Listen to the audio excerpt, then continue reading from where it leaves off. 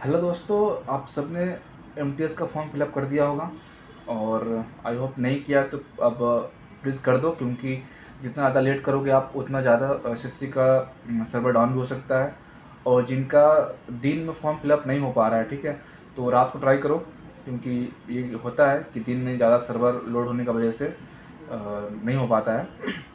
तो रात को 8 बजे के बाद या 10 बजे के बाद आप ट्राई करो घर से या फ़ोन से, जैसे भी हो सके तो फिलअप हो सकता है। और मैंने इसके पहले भी वीडियो में बनाया था शॉर्ट्स में कि जिनको वेबसाइट पे एसएससी की वेबसाइट पे फॉर्म नहीं दिख रहा है, ठीक है, सीजीएल का एमटीएस का, तो उनको क्या करना है, उनको नए वाली जो वेबसाइट है ना ssc.gov.in पे, उस पे जाना है, ठीक है। क्योंकि बहुत सारे लोगों का मैसेज आया था मेरे पास कि सर फॉर्म ही नहीं दिख रहा है हमें, क्योंकि वो पुराना वेबसाइट सर्च कर रहे थे तो नहीं दिख रहा था उनको।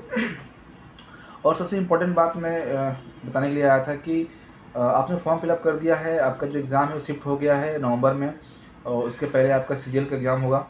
तो अगर आपने सीजीएल का भी फॉर्म फिलअप किया है और एमटीएस का भी फिलअप किया है तो आपको नहीं पता है कि सिलेक्शन किसका होगा, ठीक है, दोनों में से किसी का भी हो सकता है आपका।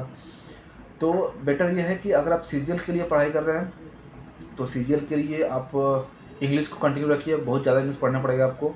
और मैथ का वेटेज थोड़ा सा कम है, लेकिन मैथ भी अच्छा खासा वेटेज है मैथ का भी, लेकिन इंग्लिश का ज़्यादा इंपॉर्टेंस है, जीएस का इंपॉर्टेंट है। लेकिन मैं बेसिकली ज़्यादा ध्यान दूँगा एमटीएस वालों के लिए, क्योंकि एमटीएस के लिए क्या है कि रीजनिंग और मैथ का उतना वेटेज नहीं है, ठीक है, उसमें सिर्फ आपको क्वालिफाई करना होता है, और उसमें वेटेज है इंग्लिश का और जीएस का, ठीक है।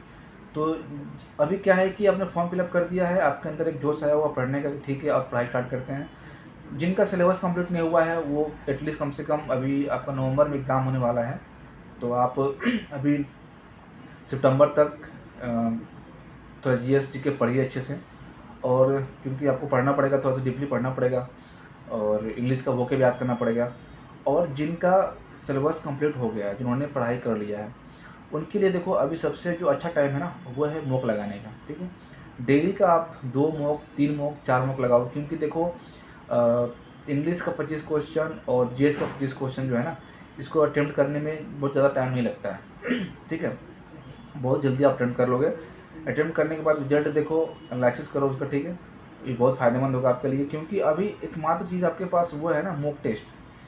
टेक्स्ट बुक का मॉक टेस्ट लगाओ, किसी भी साइट का आप मॉक टेस्ट लगाओ, मॉक में देखो कितना सही कर रहे हो, और निराश नहीं होना। मॉक टेस्ट में कहीं के नंबर गलत हो जाती है, कम आ जाता है बहुत ज़्यादा, तो आपको निराश नहीं होना, ठीक है, क्योंकि मॉक टेस्ट में नंबर घटता बढ़ता रहता है। बस आपको मॉक टेस्ट इस पर्पज़ से लगाना है कि जो मॉक टेस्ट में क्वेश्चंस आ रहे हैं उस क्वेश्चन के आसपास की चीज़ों को आप जानते हो कि नहीं, ठीक है। क्योंकि जो क्वेश्चन आपको नया दिखा ना कि ये क्वेश्चन मैंने कभी देखा ही नहीं था पहले, तो फिर उसके आसपास की सारी चीज़ों को आप ध्यान से देखो, ठीक है, ज़रूरी होता है वो है। क्योंकि मॉक टेस्ट यही काम आता है, क्योंकि मॉक टेस्ट लगा के आप छोड़ दोगे तो कोई मतलब नहीं है। मॉक टेस्ट में आपको ध्यान देना पड़ेगा, जो नए क्वेश्चन आपको दिख रहे हैं उनको डीपली थोड़ा पढ़ना पड़ेगा, ठीक है, क्योंकि एक बार आप कंटिन्यू पढ़ोगे तो बोर हो जाओगे।